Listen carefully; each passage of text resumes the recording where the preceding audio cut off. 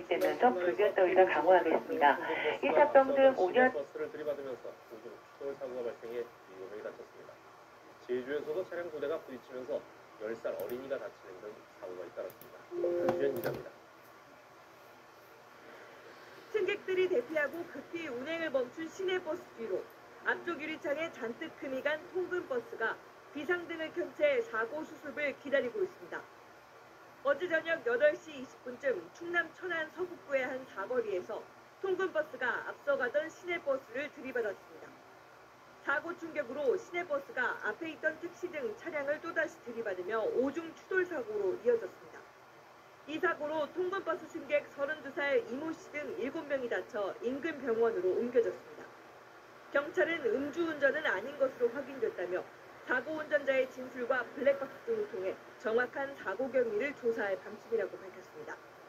이보다 앞선 저녁 7시쯤엔 제주 서귀포시 표선면의 한 사거리에서 승용차와 SUV 차량이 충돌했습니다. 승용차는 길 밖으로 튕겨져 나갔고 SUV 차량 앞쪽은 종이장처럼 구겨졌습니다. 이 사고로 SUV에 타고 있던 10살 어린이와 운전자 등 3명이 다쳐 병원으로 옮겨졌습니다. 경찰은 운전자들이 안정을 찾는 대로 정확한 사고 경위를 조사할 방침입니다.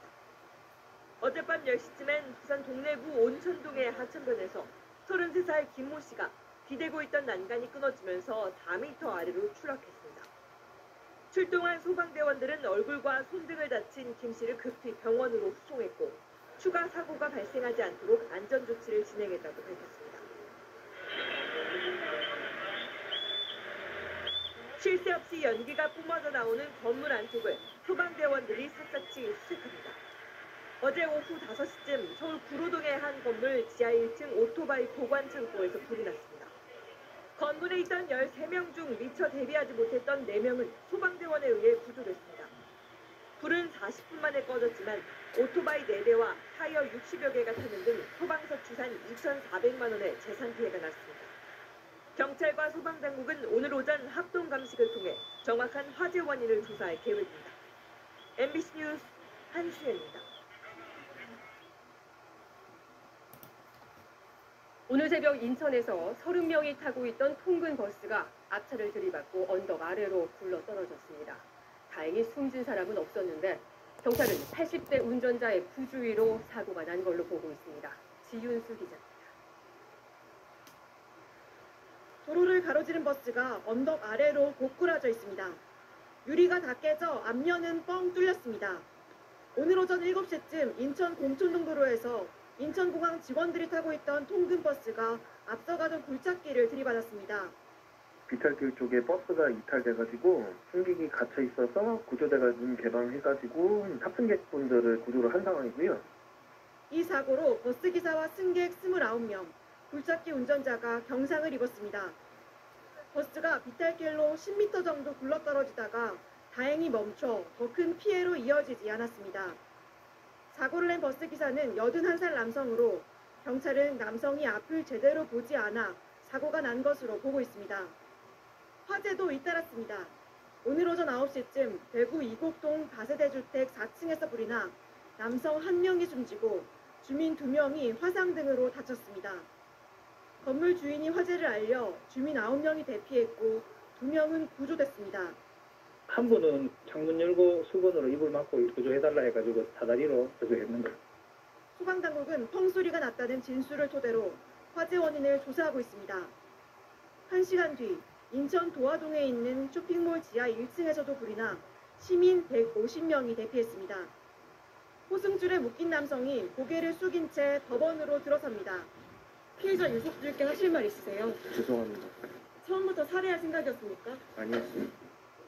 지난 8일 밤 인천의 한 편의점에서 업주를 살해한 뒤 전자발찌까지 끊고 달아난 남성입니다. 법원은 영장심사 끝에 도주 염려가 있다며 구속영장을 발부했습니다. 남성은 경찰 조사에서 금품을 빼앗으려다가 피해자가 방어하며 소리 지르자 순간적으로 찔렀다고 주장했습니다. MBC 뉴스 지은수입니다.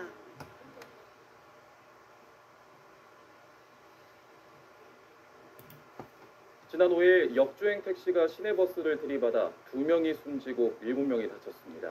네, 이 사고 사흘 전 오중 추돌 사고로 한 명이 숨지는 사고가 같은 교차로에서 발생한 것으로 확인돼 불안감이 높아지고 있습니다. 김동환 기자가 취재했습니다. 지난 5일 해질 무렵 창원도심의 한 교차로입니다. 총알같이 달려온 택시 한 대가 신호 대기 중이던 버스를 그대로 들이받습니다. 사고 충격으로 택시 앞부분에서는 폭발과 같은 불길이 치솟습니다.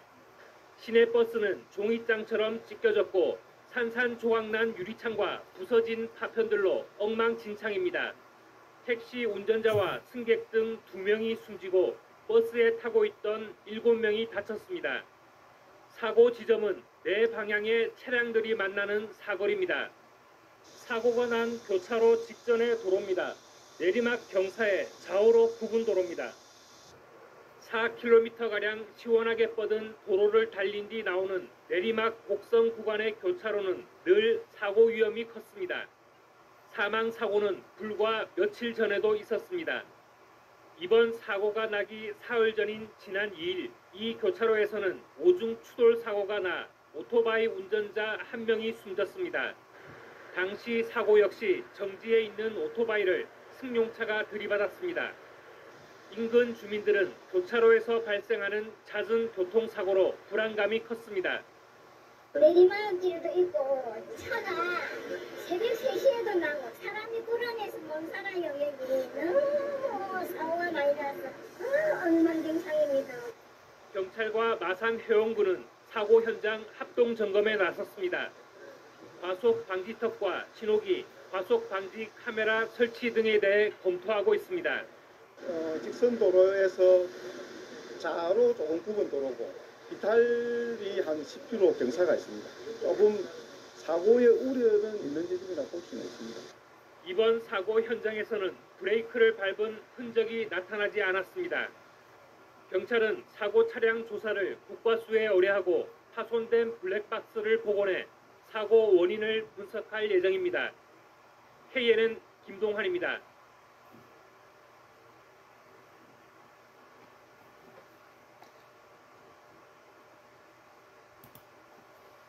오늘 아침 출근 시간대 경기 부천에서 시내버스가 인도로 돌진했습니다. 도로변에 지상 개폐기를 들이받으면서 주민들이 정전으로 불편을 겪었습니다. 특히 인근 병원에서는 투석 치료 중에 정전이 돼 비상전력을 가동하기도 했습니다. 유서현 기자입니다. 커다란 버스가 인도에 반쯤 걸쳐 있습니다. 버스 앞유리는 형체를 알아보기 어려울 정도로 산산조각났습니다. 사고가 난 건 새벽 6시 10분쯤.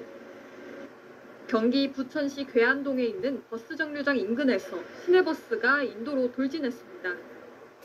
버스가 돌진한 현장입니다. 지상 개폐기까지 들이받으면서 일대일 전력 공급이 한동안 끊겼습니다. 사고 당시 인근에 사람이 없어 인명피해는 없었습니다. 하지만 일대 주민들이 정전으로 불편을 겪었습니다. 특히 환자 10여 명이 투석 치료를 받고 있던 병원에서는 잠시 치료를 중단하고 비상전력을 가동해야 했습니다. 투석 환자 한 13분 정도가 밤을 꽂고 시작하는 상태였었는데 풍소리와 함께 자가 발전이 이루어졌습니다. 그래서 투석 시작을 다시 멈추고 다시 한 시간 정도 후에 전기가 들어오면서 처음부터 다시 시시하게. 정전 여파로 사고 순간 현장을 비추던 인근 상점들의 CCTV가 한동안 작동을 멈추기도 했습니다. 한국전력공사는 긴급 복구 작업에 착수해 사고 5시간 반 만에 전기 공급을 재개했습니다. 경찰은 버스 기사인 30대 남성 A씨를 임의동행해 조사했습니다. 사고 당시 버스에는 A씨 혼자였고 술을 마시거나 약물에 취한 상태는 아니었던 것으로 확인됐습니다. 당시 버스 정류장에 버스를 세우려고 했던 것으로 전해졌는데 경찰은 운전 미숙으로 사고가 났을 가능성에 무게를 두고 있습니다. YTN 유서연입니다.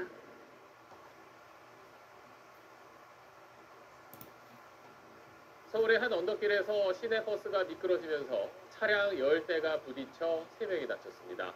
사고가 난 곳은 학교 앞 어린이 보호구역이었습니다. 경찰은 버스 기사가 수동 기어를 잘못 조작해서 사고가 난 걸로 보고 있습니다. 현광현 기자. 서울 종로구의 한 도로, 언덕 위에 버스가 멈춰 있고 뒤에 차들이 서 있습니다. 그런데 갑자기 버스가 밀려 내려오기 시작합니다.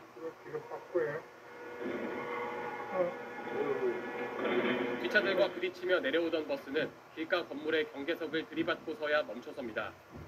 오늘 오전 8시 50분쯤 서울 종로구 상명대학교 정문 앞 언덕에서 시내버스가 미끄러지는 사고가 났습니다. 사고가 난 언덕입니다. 버스는 이곳에서 갑자기 뒤로 30m 정도 밀려나면서 뒤따르던 차들을 들이받았습니다. 버스를 포함해 차량 10대가 추돌했고 택시기사 등 3명이 가벼운 부상을 입었습니다. 버스에 사람 완전 많이 더 속도가 엄청 가속돼서 다들 허리랑 어지럽다고. 사고가 발생한 지점은 어린이 보호구역이었습니다. 이쪽으로도 불량들이 초등학교 학생입니다. 경찰은 버스 운전기사 60대 A씨가 수송기어를 잘못 조작해 시동이 꺼져 사고가 난 걸로 파악했습니다. A씨는 브레이크를 밟았지만 버스가 무거워 멈출 수 없었다고 진술한 걸로 전해졌습니다. 상명대 인근에선 지난해 9월에도 언덕을 오르던 마을버스가 뒤로 밀려 승객 17명이 다쳤습니다. 언덕에서 정차했다가 출발할 때 사람이 많이 타면은 뒤로 밀릴 가능성이 있기 때문에 횡단보도나 아니면은 그 과속 방지턱 또 정류장 정차해서 올라갈 수 있는 요소를 최소화시켜주는 노력. 정차하면 자동으로 이중 제동 기능이 작동되는 장치를 설치하는 것도 사고 예방에 도움이 된다고 전문가들은 조언합니다. SBS 현광현입니다. 서울 종로구의 한 대학교 앞 언덕길에서 버스가 미끄러지는 사고가 반복해서 일어나고 있습니다. 이달 초 마을버스가 뒤로 밀리며 30명 넘게 다치는 등 최근 3년간 사고가 5차례, 이때마다 승객들이 큰 부상을 입었습니다.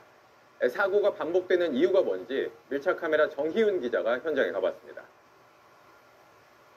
도로가 아수라장이 됐습니다. 지난 5일 급경사를 오르던 버스가 미끄러지면서 난 교통사고입니다. 사고 현장을 다시 찾았습니다. 지난주 버스 밀림 사고가 일어났던 구간입니다. 이렇게 경사가 심한 데다가요, 모퉁이가 여러 개가 있어서 시야 확보가 어렵습니다. 워낙 위험하다 보니 베테랑 운전기사들도 쩔쩔맵니다. 장애물이 없어도 그냥 한 번에 올라가기 힘들어. 그 섰다 가면은 한번 올라가면 밖에야 좀 흩돌고 그래. 반대편도 악명 높은 마을 구간입니다. 여기는 시내버스 올라올 구간이 아니에요. 솔직히 식은땀이 줄줄 나죠. 특히 버스는 승객이 많을수록 무게 때문에 운전이 어렵습니다. 이 버스가 가장 붐비는 오전 시간대입니다. 대학 수업 시간이 몰려있는 시간대인데요. 버스에 얼마나 많은 사람이 타고 있을지 저도 한번 타보겠습니다. 카메라를 아예 들 수도 없습니다. 약간 뒤로 밀릴 것 같은 느낌도 들어서 오전 때는 사람이 많은데 그때는 좀 불안해서 일부러 걸어 올라오기도 해요. 실제로 사고는 잊을만 하면 되풀이되고 있습니다. 취재 결과 지난 3년 동안 승객들이 크게 다친 밀림 사고가 5차례나 발생했습니다. 자잘한 사고까지 더하면 셀 수도 없습니다. 여기 사고가 지금 너무나 빈번하고 저쪽 상명대에서 저쪽 올라오는 길도 언덕바지인데 교행하기가 너무 힘든 거야. 도로 상황에 맞지 않는 구조물도 사고 위험을 더하고 있습니다. 버스가 시내에서 상명대 쪽으로 올라가는 경사로입니다. 이 경사로에만 방지턱이 5군데 있는데요. 인근에 초등학교도 있고 도보가 워낙 좁다 보니 차도로 통행하는 사람들이 많아 속도를 내지 못하게 한 겁니다. 한 번에 올라가기도 힘든데 방지턱 때문에 가다서기를 반복하다 뒤로 밀리기 일쑤입니다. 엄청 불편하죠. 내려가는 건 괜찮은데 올라오면 방지턱이 없어야 돼요. 여기를 못 올라쓴다고요. 딱 이 구간이구나. 네. 전문가들도 버스 노선과 방지턱 조정이 필요하다고 말합니다. 경사로 상행하는 데에 방지턱 만드는 건 사실은 없애야 됩니다. 대형 차량에 통행하기 좀 위험하다라고 판단을 해서 우회시키는 방법이 있고. 시작은 바퀴가 잠깐 미끄러지는 찰나였을 겁니다. 하지만 계속 사고가 반복되면서 사람들 일상 속에는 불안함이 도사리게 됐습니다. 타는 이도 운전하는 이도 안전하게 다닐 수 있어야 합니다. 밀착 카메라 정윤입니다.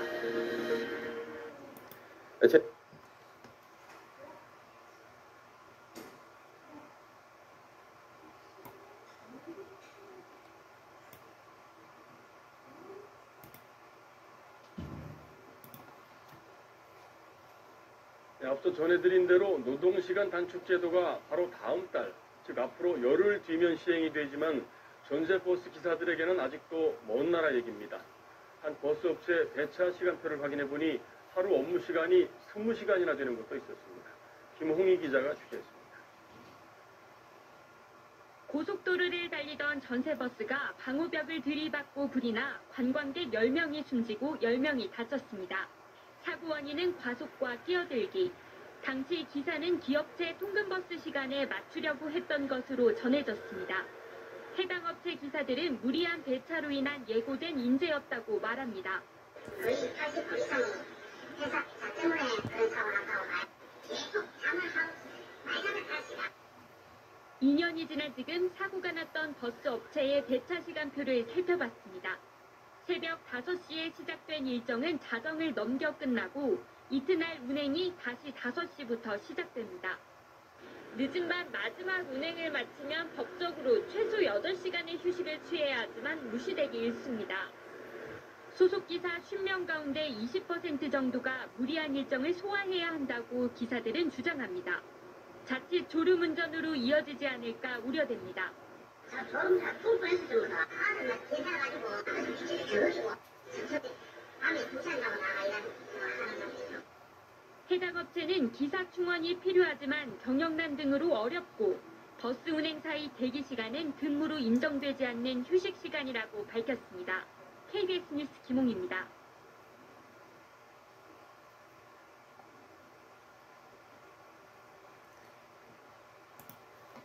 경기도와 서울을 오가는 광역버스 기사들이 하루 9시간 넘는 장거리 운행에도 휴식을 제대로 보장받지 못하고 있다는 제보가 들어왔습니다.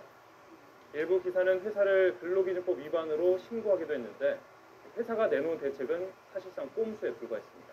홍민기 기자가 취재했습니다. 9711번 광역버스를 운행하는 버스기사 박상욱 씨. 경기도 고양시에서 서울 양재 시민해수까지 왕복 100km에 달하는 노선을 매일 운행하느라 피로가 만만치 않습니다. 이 9711번 버스가 오가는 길은 수도권 내 장거리 노선 중에서도 가장 긴 것으로 알려져 있는데요. 과연 얼마나 긴지 제가 직접 버스에 타서 체험해보겠습니다.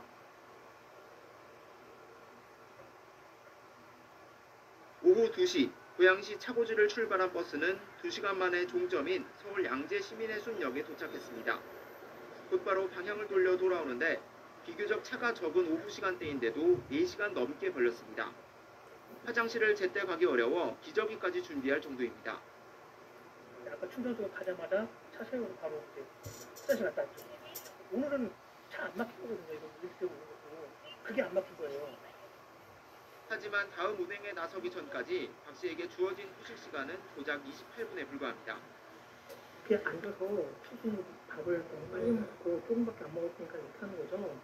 밥도 많이 못 먹는 이유는 또 밥도 한시가 되니까.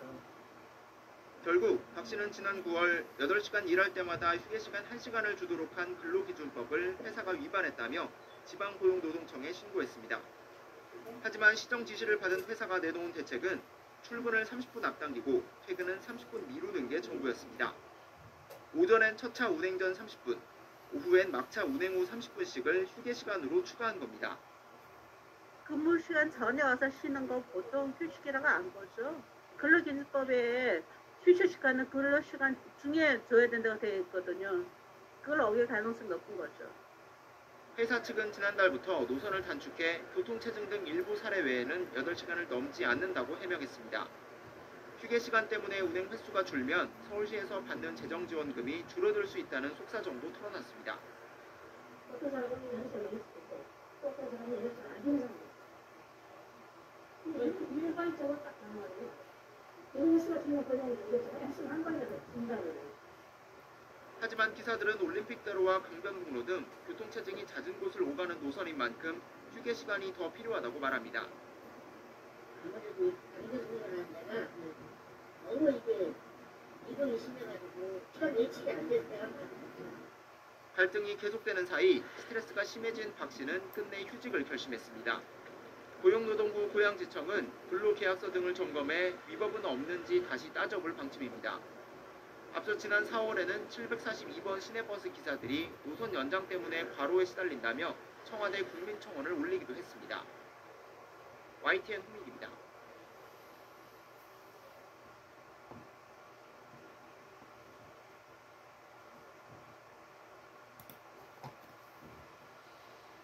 오늘 아침 출근 시간대에 경기 부천에서 시내버스가 인도로 돌진했습니다.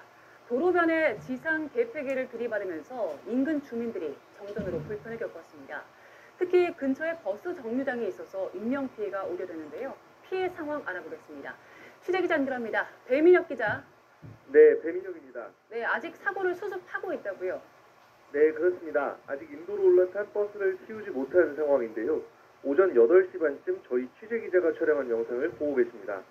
사고가 난 지 2시간여 지난 상황인데 버스는 사고 당시와 마찬가지로 인도의 반쯤 걸쳐있는 상태입니다. 버스 정류장 바로 앞까지 버스가 밀고 들어온 걸 볼 수 있습니다. 한 개 차로를 통제하고 사고를 수습하고 있는 상황인데요. 정기 설비차의 모습도 보입니다. 사고가 난 건 오늘 새벽 6시 15분쯤입니다.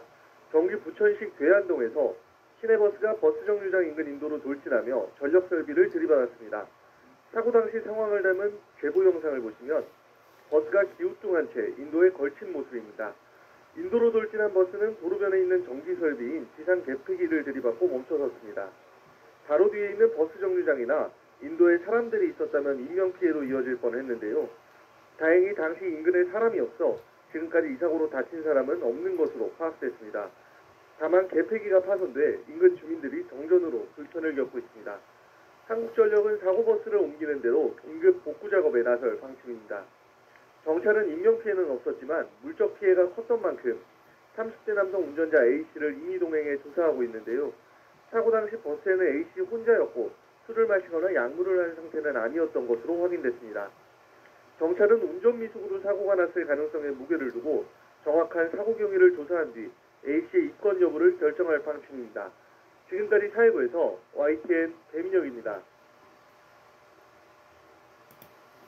경기 부천에서 시내버스가 변압기를 들이받으면서 일대가 정전됐습니다. 이 여파로 인근 병원에서는 환자들의 신장투석이 중단됐습니다. 곽승환 기자가 취재했습니다. 시내버스가 정류장을 지나치더니 그대로 인도로 돌진해 가로수들을 들이받습니다.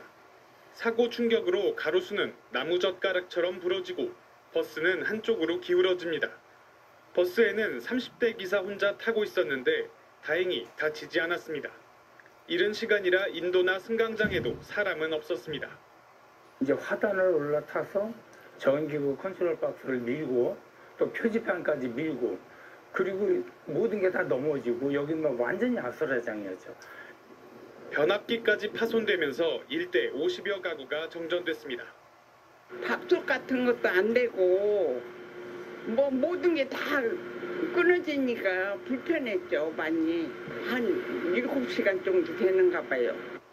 인근 병원도 전기가 나가면서 투석을 기다리던 환자 13명의 치료가 중단되기도 했습니다.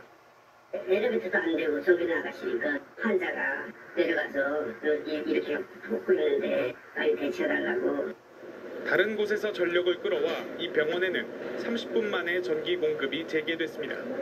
다른 가구엔 사고 6시간이 지나서야 임시 복구됐습니다. 사고 현장은 10시간 가까이 지나도록 복구 작업이 이어지고 있습니다. 경찰은 운전자가 음주나 마약을 하지는 않았다며 정확한 사고 원인을 조사하고 있습니다. TV조선 곽승환입니다. 오늘 오전 경기도 남양주에서 승용차 한 대가 버스를 들이받은 뒤 정류장으로 돌진했습니다. 이 사고로 버스를 기다리던 70대 한 명이 숨지고 4명이 다쳤습니다. 손형환 기자입니다. 오늘 오전 11시 20분쯤 경기도 남양주시 화도읍의 한 도로. 검은색 승용차 한 대가 정류장에 멈춰서 있던 버스를 들이받습니다. 승용차는 이어 버스 정류장으로 돌진합니다. 승객 10여 명이 버스를 기다리고 있던 상황. 승객들을 친 차량은 정류장 구조물을 들이받은 뒤에야 겨우 멈춰섰습니다. 그게 인도로 그냥 쫙 들어오면서 사는 사람들을 치고 한 사람은 깔고 한 사람은 나가 자빠져서 꽝 소리가 나오고 뭐 벼락치는 소리지. 네, 보시는 것처럼 이곳은 버스가 많이 정차하는 곳입니다. 그만큼 승객이 많다는 뜻인데 이 승객을 덮친 차는 곧장 정류장을 들이받았습니다. 보시는 것처럼 정류장 곳곳이 파손된 상태입니다. 이 사고로 72살 설모 씨가 병원으로 옮겨졌지만 숨졌고 40대 남성 등 4명이 다쳤습니다. 경찰은 사고 차량 운전자 75살 손모 씨가 실수로 브레이크 대신 가속 페달을 밟아 사고가 난 것으로 보고 있습니다. 빼는 중에 옆에서 버스가 오니까는 당황해가지고 그냥 직진한 거예요. 운전이 좀 서툴러가지고. 경찰은 손 씨를 업무상 과실치사 혐의로 입건하고 정확한 사고 경위를 조사하고 있습니다. SBS 손형환입니다.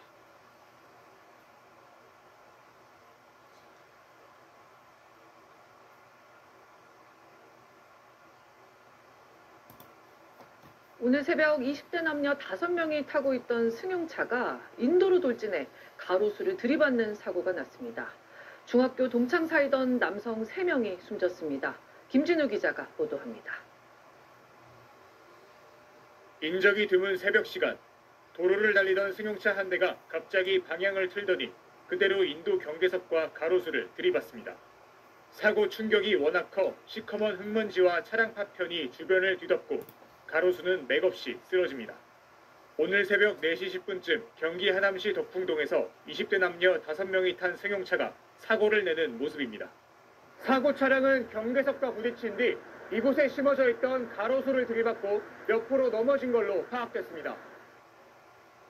놀라긴 놀랐죠. 우리 집 나무 통째로 쏟아지고 여기 거는 다 잘라졌고 저 안에도 좀 폈었고. 이 사고로 차량 운전자인 20대 남성 A씨를 포함해 함께 타고 있던 또래 남성 3명이 숨졌습니다. 뒷좌석에 있던 20대 여성은 크게 다쳤고 조수석에 탄 또 다른 20대 남성은 경상을 입고 병원에서 치료를 받고 있습니다. A씨 일행은 하남 시내에서 함께 차를 타고 3km 정도 운행하다가 사고를 낸 걸로 조사됐습니다. 이들 가운데 남성 4명은 같은 중학교를 졸업한 동창생으로 이들이 술을 마셨는지는 아직 확인되지 않았습니다. 경찰은 병원에 입원한 동승자 2명의 치료가 끝나는 대로 음주 여부와 사고 경위를 조사할 방침입니다. SBS 김진우입니다.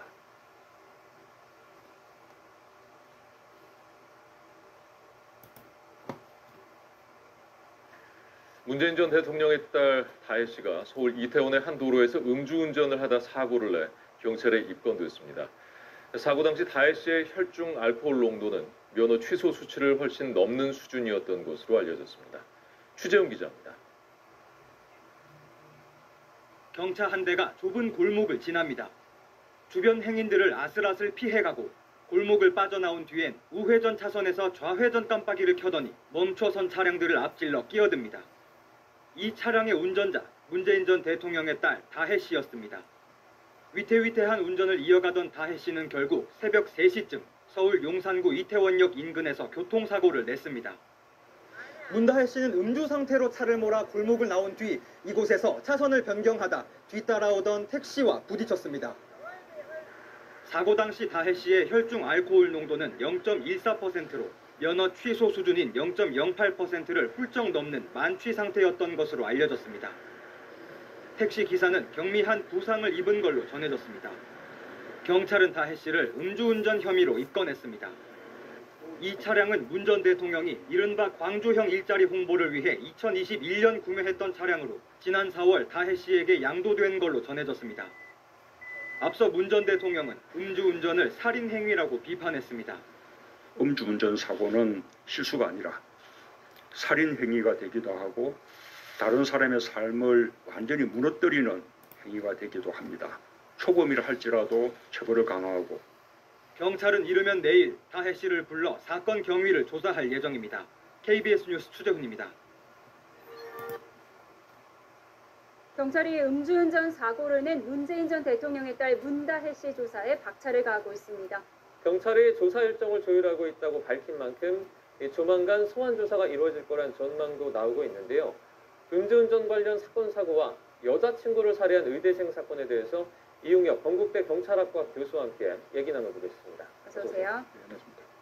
네, 문다혜 씨 현장에서 음주 측정은 한 거고요. 이제 앞으로는 어떤 조사가 이루어지나요? 구체적으로 이를테면 음주를 하게 된 경위, 그다음에 적발 당시의 그 상황, 그 구체적으로 몇 미터를 운전을 했는가 뭐 등에 대한 실제 그 조사가 이루어지는 것이고요. 출석하기 전에 이미 이런 조사가 이루어질 수 있는 건가요? 출석을 해서 이제 구체적인 사항들이 지금 앞으로 이루어질 것이고요. 아마 그 지구대에서는 신원 확인 정도만 하고 그다음에 이제 귀가가 지금 이루어진 상태인 것 같고요. 통상 보게 되면 이제 3일에서 일주일 사이에 그 시간적인 그 조율 그리고 그 수사관이 그 배정이 되고 그리고 그 공보 규칙에 의하면 어쨌든 비공개 소환이 이루어지겠죠. 다만 이제 그 전직 대통령의 그 딸이다 보니까 지금 언론이나 그다음 시민들이 많은 이제 관심을 갖고 있는 뭐 이런 상황인 것인데요. 그 조사에 있어서는 이를테면 어디에서 얼만큼 어떤 종류의 술을 먹었는지 이것이 중요한 조사의 그 대상이 되고 그런 건 CCTV를 통해서도 알 수 있는 그렇죠. 건가요? CCTV에서 다 나와 있지만 그것이 이제 사실인가의 그 여부를 이제 확인하는 이런 작업들이 있게 됩니다. 본인 확인을 해야 하니까요. 왜냐하면 만약에 그것을 부정하고 부인하게 되면은 더 구체적인 또 정확한 음주 측정에 관한 이 조사가 또 별도로 이루어지는 경우도 간혹가다 있습니다. 뭐 이를테면 그 식당에 직접 경찰이 방문을 해서 뭐 영수증이라든가 뭐 CCTV라든가 뭐 이런 것들을 또 확인하게 되는 뭐 그런 과정이 있고요. 뭐 지금 뭐 지적을 하신 바와 같이 이 구체적인 객관적인 증거가 CCTV도 있고 또 지금 아마 경찰의 그 입장에서는 추돌했던 문다혜 씨가 추돌했던 그 택시의 그 블랙박스 영상도 지금 조사를 하고 있는 분석을 하고 있는 이런 상황인 것이고요. 그리고 어떻게 본다면 동종 전과가 또 있느냐 그리고 또 물어보기도 하고요.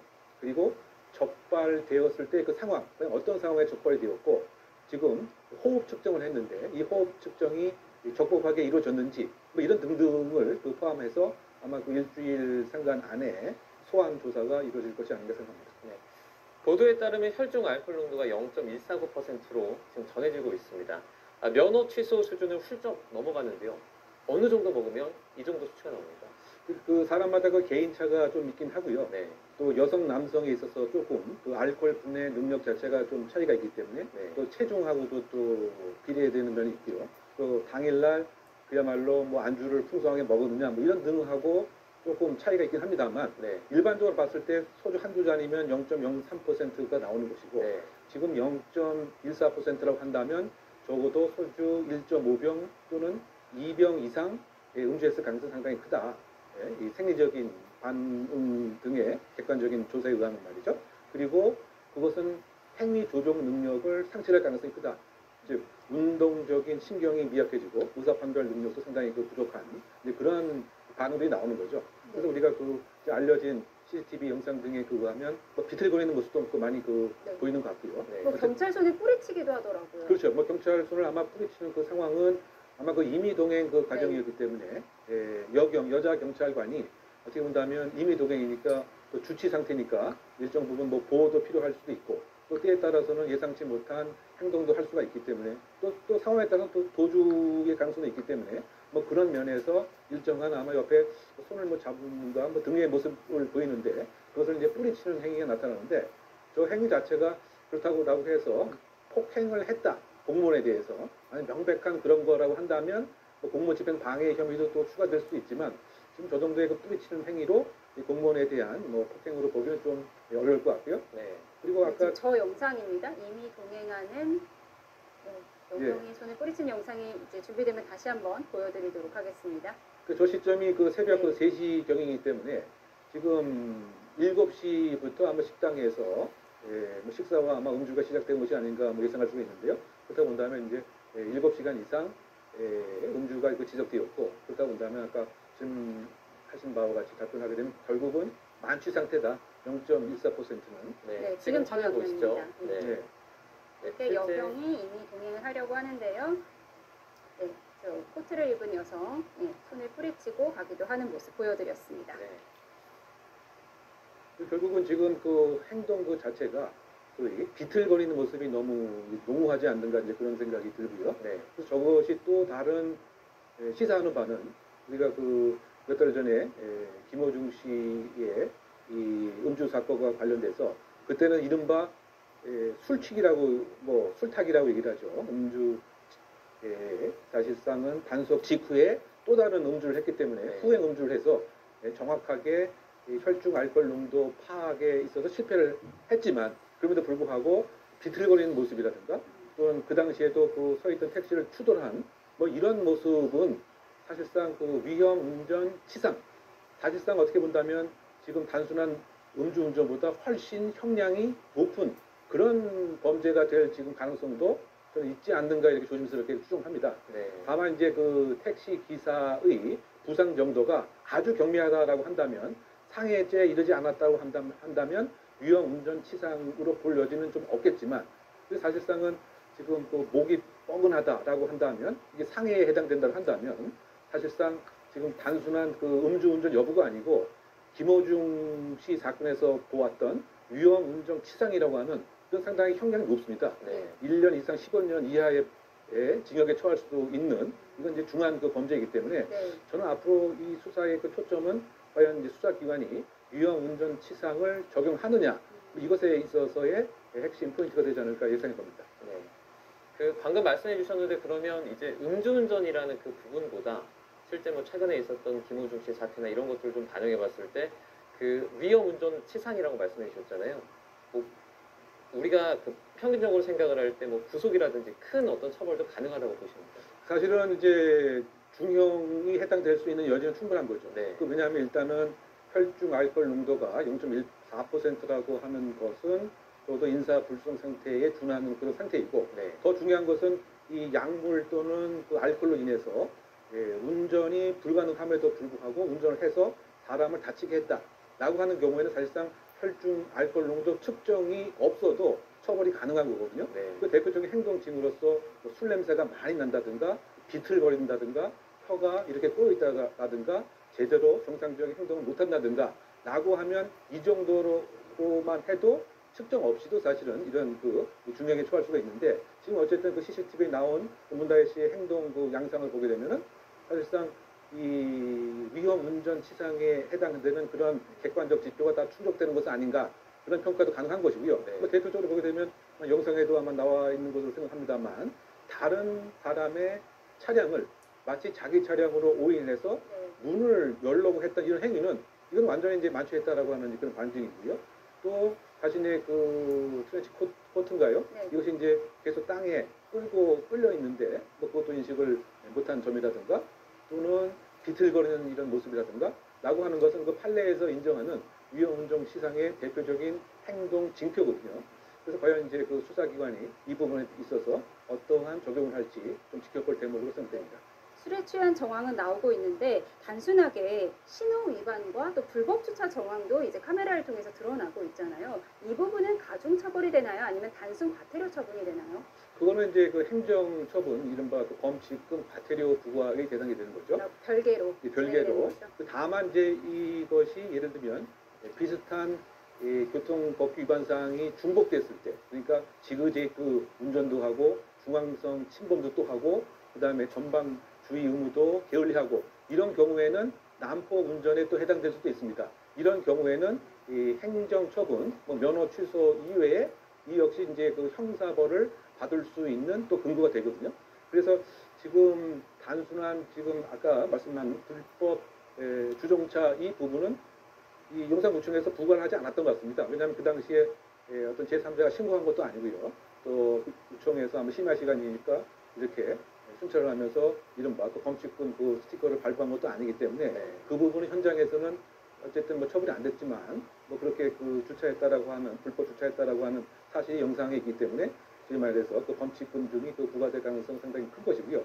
그리고 아까 말씀하신 것처럼 뭐 좌회전에 소위 말해서 좌회전이 금지되어 있는데 좌회전 한 부분 이런 부분들은 이제 행정 처분에 벌하게 되는데 다만 이제 이것이 계속 반복된 행위가 2회 이상 있다라고 판단되면 이 역시 형사처분 난폭 운전에 해당될 여지도 배제할 수는 없는 것이 아닌가 생각합니다. 조만간 뭐 출석을 해서 조사를 받을 것으로 예상이 되니까요. 저희가 좀 더 지켜보도록 하겠습니다. 또 다른 음주운전 사고도 저희가 좀 살펴보겠습니다. 30대 여성이고요. 만취 상태에서 이 경찰의 단속을 피하기 위해 역주행까지 하면서 도주한 사건이 있었는데요. 이 사건은 불구속 성시됐다고요. 그러니까 이제 이 여성 역시 과거에 그 음주 경력이 있었던 것 같습니다. 그러다 보니까 심지어 음주 측정 자체를 아예 완강하게 거부를 한 것 같습니다. 즉 경찰 관서에 인계가 되는 상황에서도 3번이나 음주 측정을 요구했는데 호흡기 측정도 거부하고 체열도 측정도 거부를 한 것 같은데 아마 그 본인의 생각에서는 음주 측정을 거부하는 것이 소위 측정에 의한 결과에 의한 그 양형보다 측정 거부하는 것이 더 자신에게 이익이다. 요즘 그런 꼼수가 공유되고 있잖아요. 그렇죠. 근데 그때 사실 그게 더 잘못 판단한 거죠. 네. 왜냐하면 이제 음주 측정 그 거부죄의 양형 자체가 1년 이상 6년 이하의 형에 처할 수 있다고 한다면 사실상 더 중형인데 본인이 생각할 때는 이제 그렇게 잘못 판단한 것 같고요. 아마 또 그런 그 과정에서 기회가 된다고 한다면 이른바 뭐 술타기 수법이라고 하는 잘못 이렇게 학습이 되었던 그 김월중 씨 사건 때문에 또 바꿔 얘기하면 후행 음주인 거죠. 그렇다고 한다면 그 직전에 있었던 정확한 음주 측정 자체가 불가능하기 때문에 결국은 무죄가 이끌어지는 뭐 그런 것도 염두에 두었을 가능성이 있었던 것은 아닌가 평가해 봅니다. 네. 이 사건도 수사 결과 계속 지켜보도록 하겠습니다. 네, 오늘 사건 사고 소식 여기까지 짚겠습니다. 이용혁 건국대 경찰학과 교수와 함께했습니다. 고맙습니다. 고맙습니다.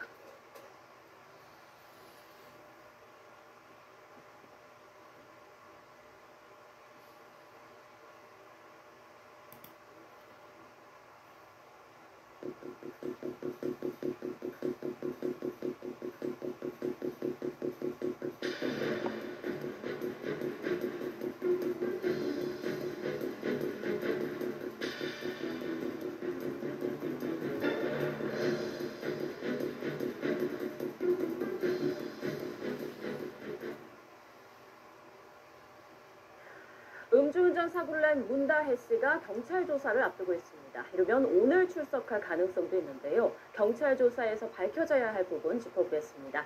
김광산 변호사와 함께합니다. 안녕하십니까? 네, 안녕하세요. 네. 자, 문재인 전 대통령 딸 문다혜 씨 지난 토요일 새벽에 이제 음주운전으로 인한 도로교통법 위반 혐의로 입건이 된 건데 술을 마시고 사고를 낸 거잖아요. 당시 네. 상황을 좀 다시 한번 짚어볼까요? 아마 처음 한 7시부터 이제 그 약수 장소에 간 걸로 보여요. 예, 금요일 저녁이죠. 그렇죠. 예. 그러면 7시부터 이제 새벽 한 2시까지 장소를 3번이나 옮겨가면서 술을 마셨다고 하니까 한 7시간 정도? 뭐 7시간 내내 술을 마시지 않았겠죠. 네. 그렇지만 일단 가게로 옮겨갔고 뭐 CCTV 같은 데 보면 상당히 술 취한 모습을 좀 보이죠.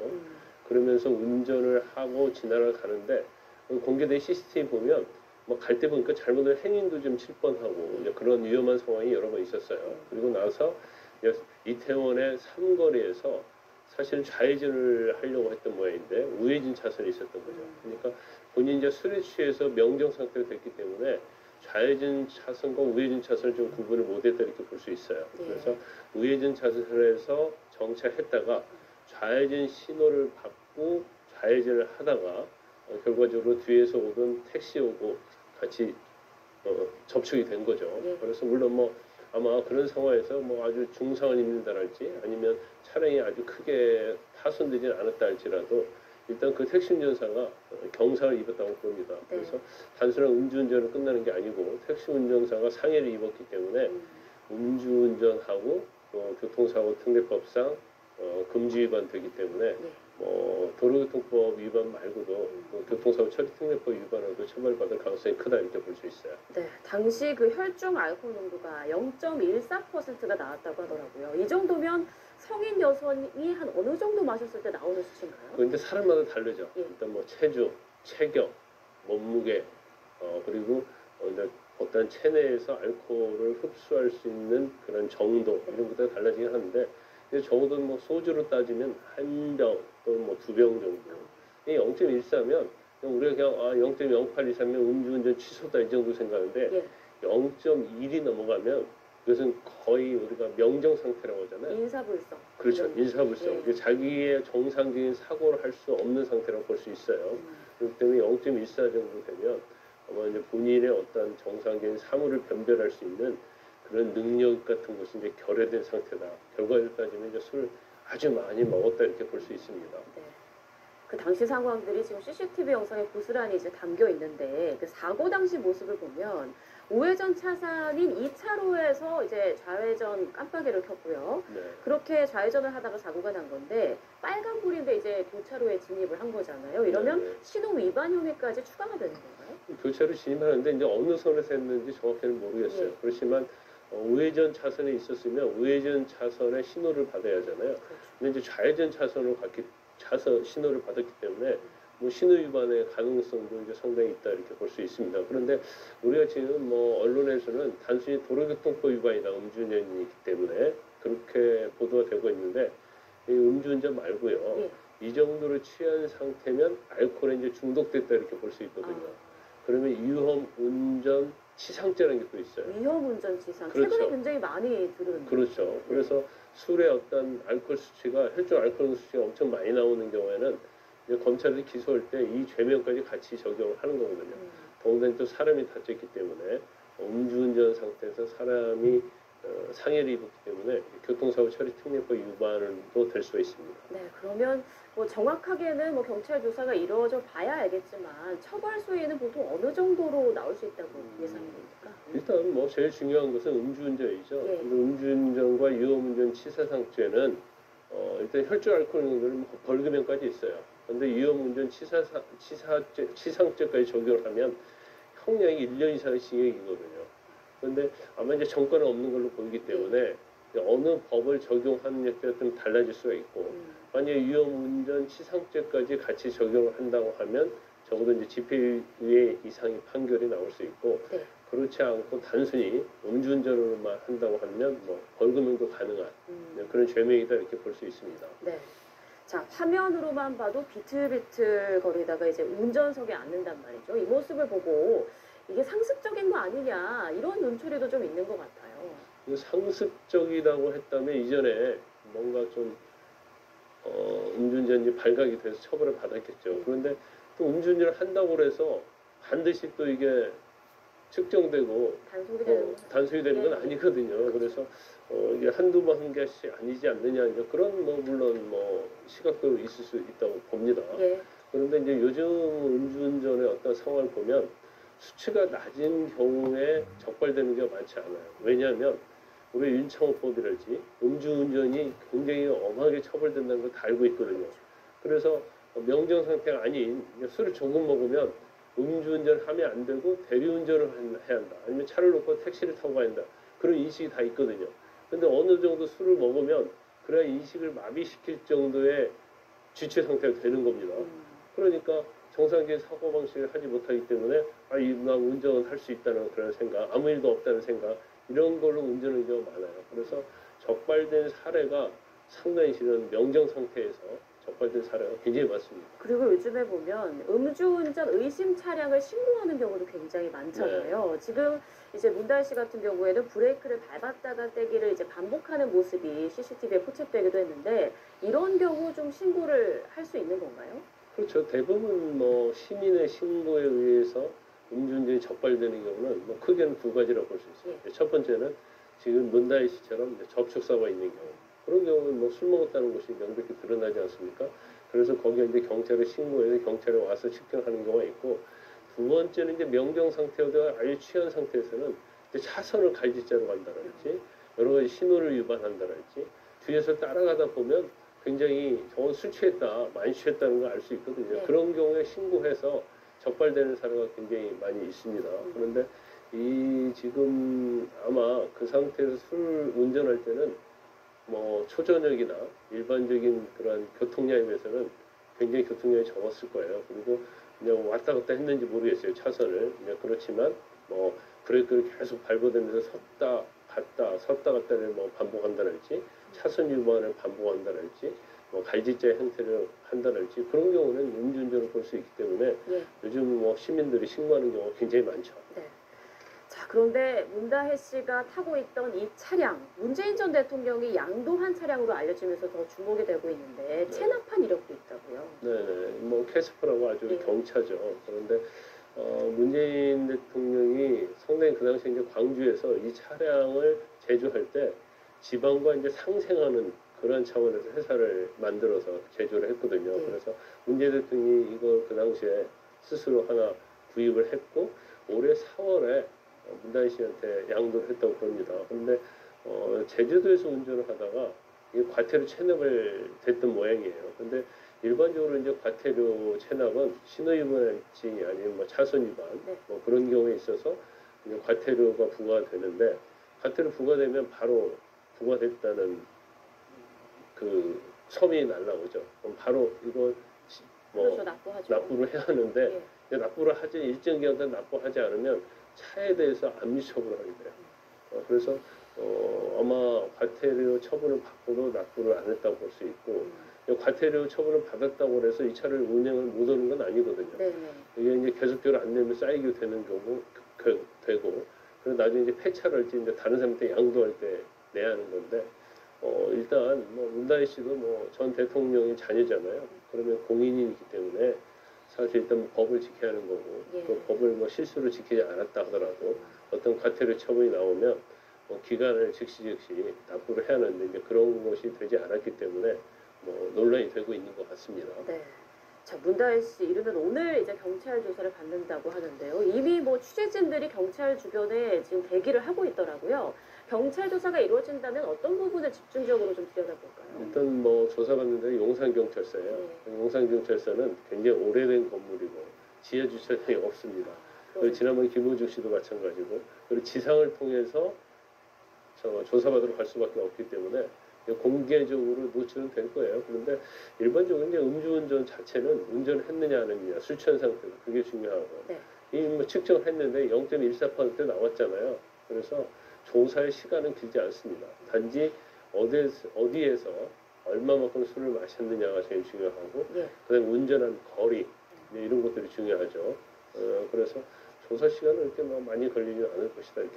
일단 오늘 출석할 걸로 예상하세요?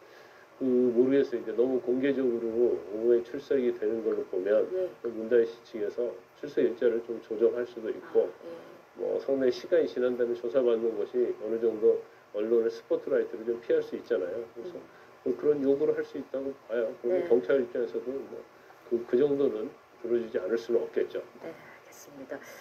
이 문재인 전 대통령 입장에서도 참 난감할 것 같고요. 이번 일이 이제 정치권에도 파장을 몰고 왔습니다. 그런 만큼 경찰도 이제 전직 대통령의 자제와 관련된 사안인 만큼 좀 여러 가지 부담이 있지 않을까 싶은 생각도 있어요. 근데 이 사건은요, 뭔 증거를 댄다랄지 아니면 이제 정치 사건이 아니에요. 단순히 술 먹고 음주한 사건이기 때문에 경찰 입장에서는 뭐 일반인과 똑같이 원리 원칙에 의해서 조사를 하면 된다는 거고 지금 뭐 정치권 파장 자체가 일단은 지금 이스타제 태국 이스타제 관련해서 뭐 청탁이랄지 이런 게 문제가 되고 있잖아요. 그다음에 이제 돈의 흐름 이런 게 문제가 되고 있기 때문에 사실은 뭐 문 대통령이랄지 야권에서는 굉장히 반발하고 있잖아요. 검찰에서 어떻게 보면 정치적 수사를 하고 있다. 그리고 거기에 대해서 문다혜 씨도 뭐 억울하다는 취지의 검찰의 수사에 대해서 비판을 했었는데 그런 것들이 사실은 이 음주운전에서 묻혀버리는 거죠. 그러다 보니까 뭐 민주당이랄지 아니면 이제 문재인 대통령 전 대통령 입장에서도 상당히 이제 당혹스러울 수 있다 이런 생각이 듭니다. 네, 말이 나온 김에 이스타젯 관련 수사 상황을 좀 볼게요. 지난 8월 압수수색 영장에 이제 문 전 대통령이 뇌물수수 혐의 피해자로 적시되면서도 이렇게 많이 이슈가 되기도 했는데 지금 어느 정도 수사가 좀 진행되고 있나요? 일단 문다혜 씨 조사가 남아 있죠. 그래서 제일 중요한 것은 뭐 곧 문다혜 씨 이제 소환이 임박했다 이렇게 볼 수가 있는데 모르겠어요. 이제 그에 대한 뭐 어떤 스트레스 이제 그런 것 때문에 술을 먹었는지는 모르겠지만 일단 아버지와 관련되기 때문에 좀 자중을 해야 하지 않았나 싶고요. 문다혜 씨 소환하고 문재인 대통령도 이미 피의자로 입건이 돼 있기 때문에 검찰에서 문재인 대통령도 전 대통령 소환하지 않을 수 없을 거예요. 그래서 지금 이제 거의 검찰에서는 뭐 휴대폰도 압수수색하고 또 집에 대해서 압수수색했잖아요. 그리고 증거물에 대해서 압수물에 대해서 분석이 다 끝나고 나면 문다혜 씨랄지 문재인 전 대통령에 대해서 이제 소환 조사할 가능성이 높고 그 시간은 뭐 제가 볼 때는 얼마 남지 않았다 이렇게 봅니다. 네, 그렇군요. 이 음주운전에 대한 국민 법강적이 굉장히 높아졌잖아요. 중대범죄로 많이들 인식하고 있는데 이제 음주운전을 하면 차를 뺏길 수도 있다고요? 그렇죠. 이제 검찰에서는 이제 음주운전 해가지고 뭐 중대 사고를 내게 되면 사실은 이 차량 자체가 범죄의 도구가 된 거잖아요. 그 일반적인 형사 사건에 있어서는 범죄 도구에 대해서 이제 몰수 판결을 하는 거예요. 그런데 그냥 경미한 음주운전에 대해서도 다 몰수를 하는 건 아니고요. 예. 일단 검찰의 기준이 있어요. 근데 몇 가지 기준이 있는데 중대한 음주 사망 사고 발생을 시키냐. 그러니까 음주운전을 위해서 사망자가 많았다랄지 뭐 그런 경우랄지 5년 내에 뭐 2번 이상 음주 전력이 있다랄지 그러면 이 사람은 계속적으로 차량을 가지고 범죄 행위를 하는 거기 때문에 범죄 도구라고 볼 수 있는 거고 또 뭐 중상해 입힌 경우랄지 5년 이내에 뭐 3회 이상 음주운전 사람이 또 재범을 한 경우 그러니까 약간 그냥 음주운전했다고 해서 무조건 몰수를 하는 건 아니고 어느 정도의 중대한 기준을 초과하면 그때는 몰수할 수 있도록 하는 거죠. 그래서 아마 검찰이 최근에 아마 444대 정도 예. 압수를 했어요. 차량을. 그리고 법원에다가 이제 몰수 판결을 해달라고 하는데 구형할 때 하는 거죠. 그런데 지금 100대 이상이 아마 몰수가 되는 거고 나머지는 지금 항소심이랄지 재판이 진행 중이기 때문에 예. 이제 몰수가 될 가능성이 있는 경우가 굉장히 많다 이렇게 볼 수 있습니다. 네.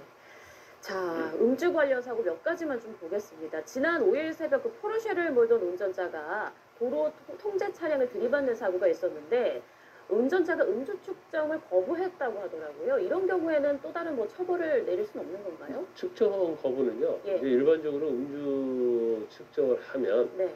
0.08 이상이 나오면 취소 수준이죠. 근데 음주 측정 거부를 하면 1년 이상 징역이에요. 물론 이제 벌금형도 있지만, 네. 근데 측정 거부를 오히려 음주운전보다 훨씬 더 중하게 보거든요. 그래서 재판을 좀 받아야 하는 경우가 상당히 많아요. 그래서 그냥 측정하면 수치가 그렇게 많이 안 나와서 벌금으로 끝날 사안인데 이 측정 거부를 하게 되면 훨씬 더 처벌의 수위가 높고 그 다음에 면허 취소도 2년이 되거든요. 그래서 받는 불이익이 훨씬 많음에도 불구하고 네. 일단 뭐 걸리게 되면 측정 거부를 하는 사람이 상당히 많아요.